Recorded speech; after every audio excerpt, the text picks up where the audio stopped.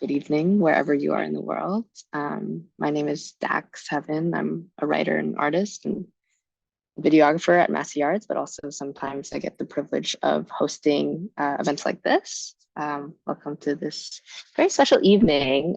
We got a dual poetry reading and workshop in store for tonight. And this event is brought to you by Massy Arts. So if you're not familiar with us, Massy Arts is an Indigenous owned and led space in what is colonially known as Vancouver. Our mandate here is to uplift Indigenous and otherwise over-excluded artists, hold space for those who are systemically marginalized by dominant oppressive forces like capitalist colonialism, hold space for gathering and organizing and breathing and, all things in that sort of atmosphere, just being together. Massy Arts exists and operates on the stolen and occupied unceded ancestral territories of the Musqueam, Squamish, and Tsleil-Waututh First Nations people. To live on these lands and to exist on these lands is a privilege that has been afforded to me as an uninvited second-gen Chinese settler. I hope that by being here together tonight, we can hold each other a little closer and in that disrupt the ongoing colonial paradigm that has long sought to divide and exclude people and erase a history that has been here before borders have been erected and before this country declared itself a country. So with that, I'm super excited to introduce our first reader of the evening. Laura Villareal is a poet and book critic. Her debut poetry collection, Girl's Guide to Leaving, was awarded Texas Institute of Letters John A. Robert Johnson Award for a first book of poetry and the Writers League of Texas Book Award for Poetry. Her writing has appeared in the Shenandoah and Guernica, AGNI, amongst others. Please give a warm welcome to Laura. Whoa. Thank you so much, Dax. I feel very honored to be here. I've known Sneha since 2020 when I selected her poem for what was then Nostrovia's poetry contest. And I've since enjoyed many of her poems and gotten to see her work flourish. And oh my gosh, you've published so many books since then, so many chapbooks. But it's a joy to be here. I'm going to go ahead and read some poems from my book and then a couple new ones. Girl's Guide to Leaving. In the beginning, there were white owls with the faces of women, the ones your grandmother warned you about, the ones your mother said were only Mexican folklore. But now you see them everywhere. As you drive late at night on a road that turns sharply like a wind-up toy, reminding you it doesn't belong to you and never will. You know the remedy. Hug the curves until they croon for you like your grandmother's music boxes. You've always known how to charm a place into loving you back, but for now, this state, this road, and even the sky don't belong to you. Your want sparks a miracle of white feathers. Your want cores you awake each morning. You come from a long line of wandering men, men who cut night in half just to leave a city with an infant cooing in her sleep. In the beginning, women sold their hearts for freedom and were vilified in legends. You're the first girl in your family to never stop moving. Your legend is that you write your own legend. Heartless girl, if you don't keep moving, any place could become a cage, and you've already escaped once. Luck doesn't occur twice, you know.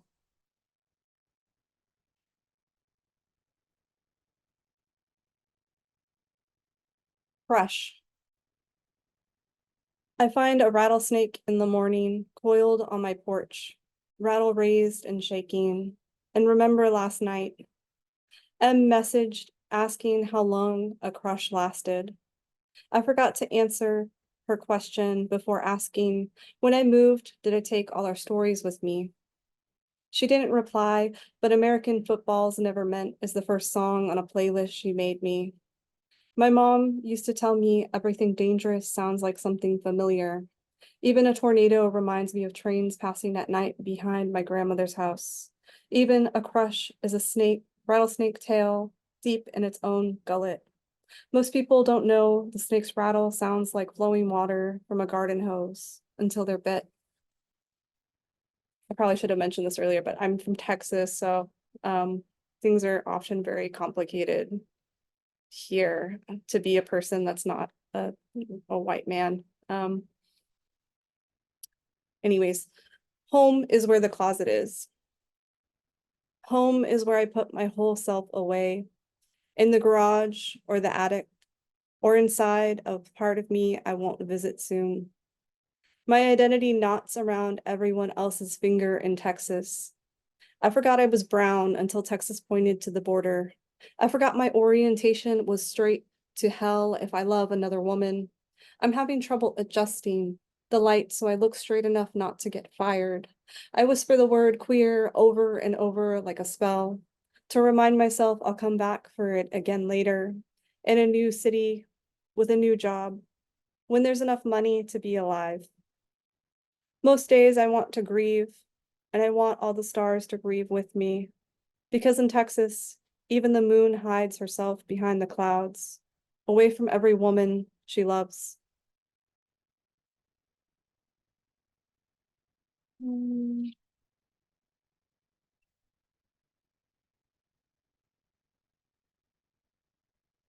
haven't read this poem in a while, so I think I feel inspired to read it, moved to read it now.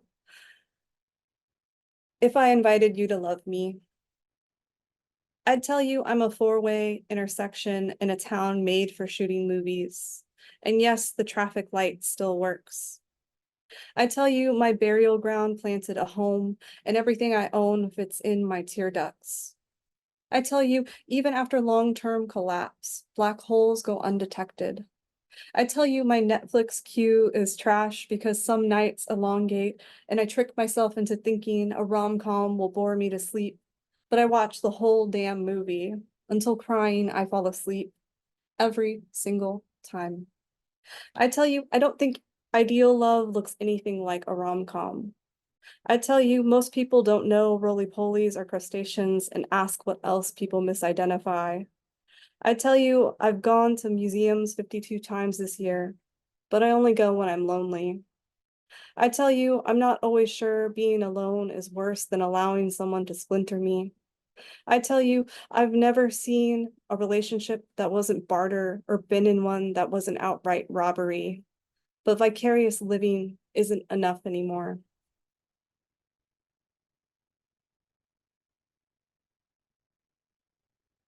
My worries have worries. So I built little matchstick houses with large ceilings, a garden for them to grow, tomatoes, cilantro, and carrots. Their worry babies will eat, but they chew on the henbit of me anyway. Both my past and future entwined into disasters. I tell them I worry about their health, that they're not eating properly. I mother them the way I do anyone I love. They ask if I love myself. I tug the sleeves on my sweater, begin thatching a leaking roof, water the garden at night. I can hear them dancing around a bonfire. All I've built burned down, a soot snowfall. Tomorrow they'll wait for me and I'll reconstruct their home. Anyone would do the same.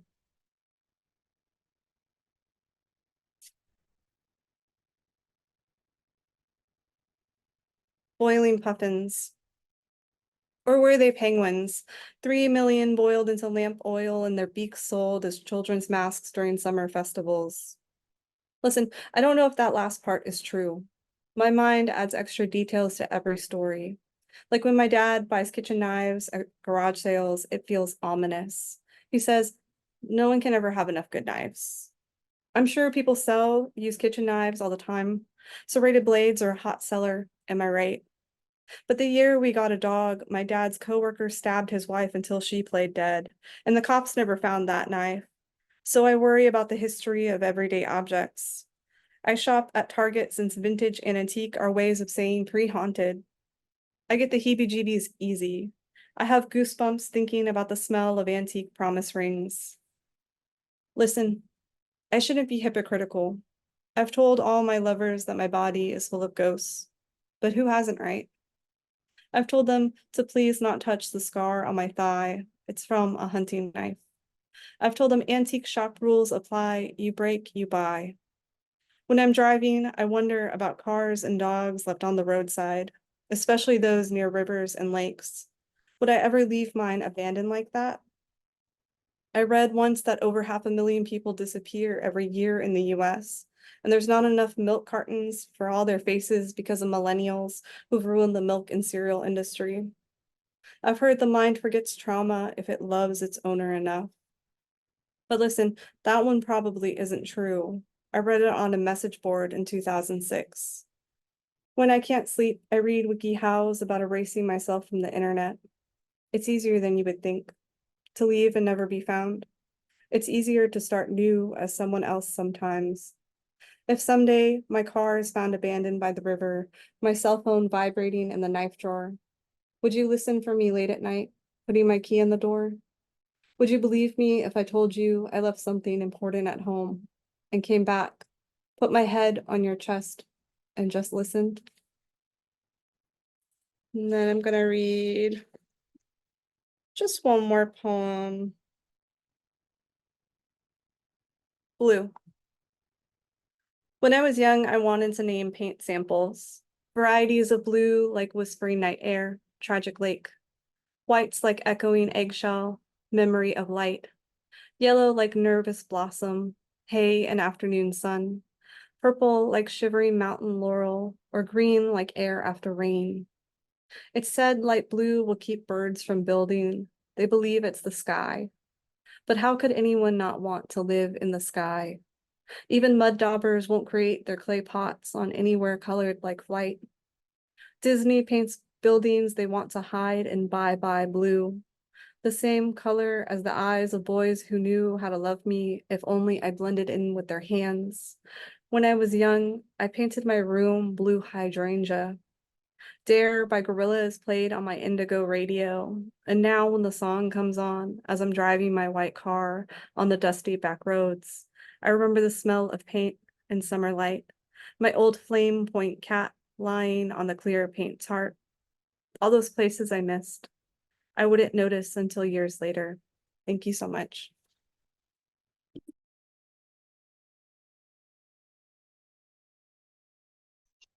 Beautiful. Thank you so much, Laura. That was so lovely. Neha, are you feeling ready to do some reading after I do your intro? Okay, cool. Just checking in. So thank you so much, Laura, for that wonderful poetry. And with that, I'm going to introduce our next reader, Sneha Subramanian Kanta. Kanata? Oh, okay. Is the author of 5 chapbooks, including Ancestral-Wing, Ghost Tracks. Her multi-genre work has been published in Prairie Schooner, Shenandoah, Contemporary Verse 2, and elsewhere. Her work has been supported by several institutions, including Ontario Arts Council, Tin House, Charles Wallace Trust, the VJ Nambisan Foundation, the Writer Unions of Canada, British Council, Rutgers University. She's one of the founding editors of Parentheses Journal. Please welcome Sneha.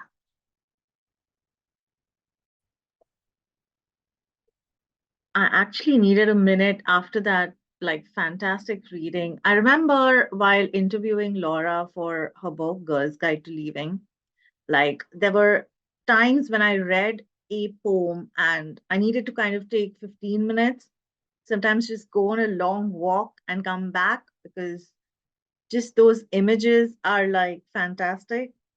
Thank you so much, Laura, for reading. It means so much. Thank you, everyone, for being here as well. Today, I'm going to read from my chapbook. This is actually my proof copy from my chapbook, Ancestral-Wing, which won't show because Zoom blurs the background. But all right. I'm going to be reading a poem titled Losses.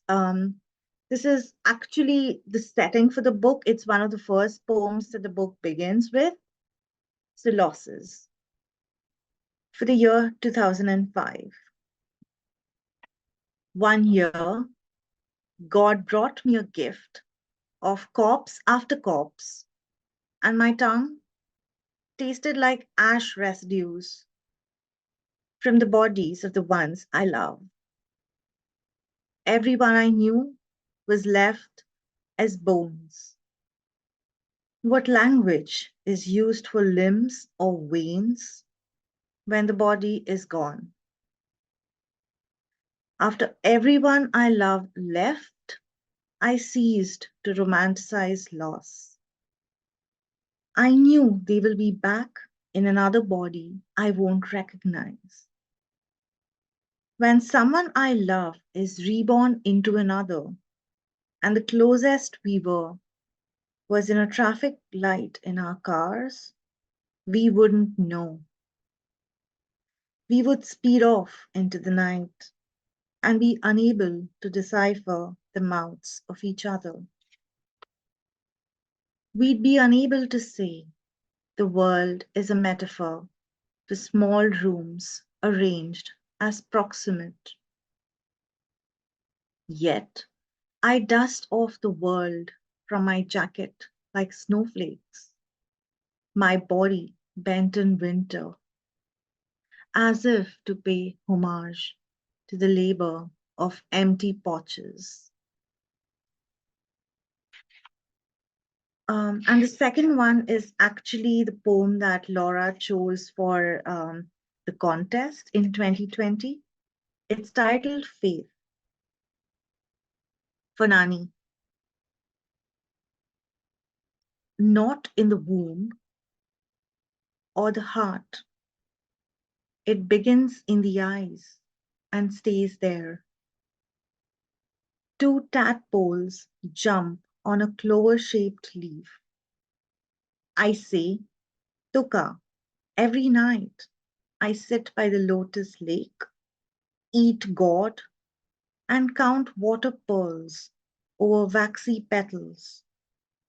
Again, I unpeel the black sky and trace steel mountains. Tuka, when you say beloved, you call the world. The difference between us and God is there is no doorway between us and God. Among ourselves, we erect many frames. Tuka, when I look for God in the dark, there is no fear of ringing the wrong doorbell, no necessity for gyara anas. Fireflies mutter around a light bulb, and the night compromises of two languages, the life giver and eternal life. Tuka, the sparrows have gone to sleep inside their nests in the bargad in full bloom. Tuka, a kernel thrives. Light peers through the dark room. When I say God, I flounder because a morsel of rice is God to the hungry. Rain is God to the dry mouth of earth. Tuka, even the sky bleeds vermilion to birth a new sun each day. And I think I'm going to read one more poem and maybe another very short one. I'm going to read one more poem here. You once told me to look at the sea to understand life. For Appa, as people who have moved all their life, movement lodges itself into our bodies like a flower first turns to fruit, then ripe. I sink by the horizon of mastless ships, disembodied, and here, ribbon of froth carries a surplus of smoke into water. After the effigy of fog, the burning world brings us its last offer, but we know how nothing is proportionate unless a lie. Before creases of dead leaves sweep over to the next town, another sun would have set. We once traveled from coast to coast until Rameshwaram. Even rain travels back to assimilate into the same source, towards a sea where the rowboats still glisten with torchlights held by those gone far. I asked you the name for lost songs, and you told me how the seabed thrums and unfolds a blur of sounds in constancy.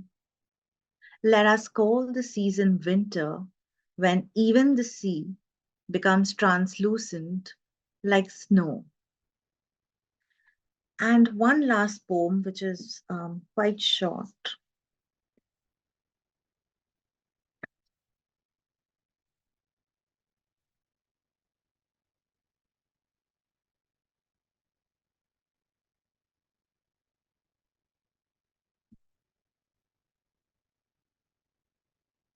Let me see which one.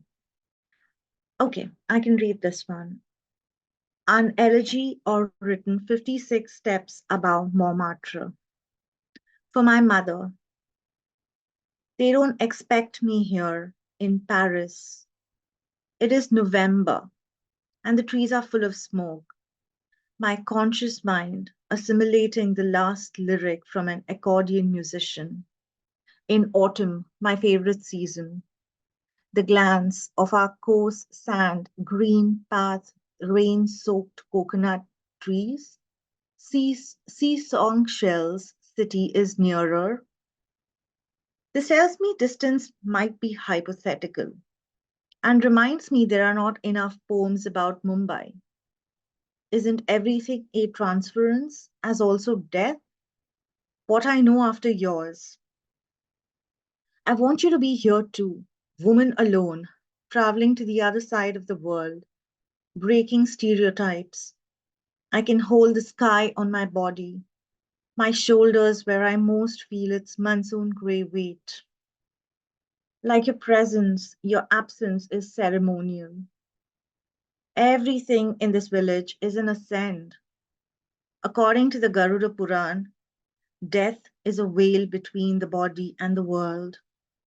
I too am learning to be in another room, unpeel the last of the sky, create columns in an offering of prayer, dance like we used to in rhythmic cadences,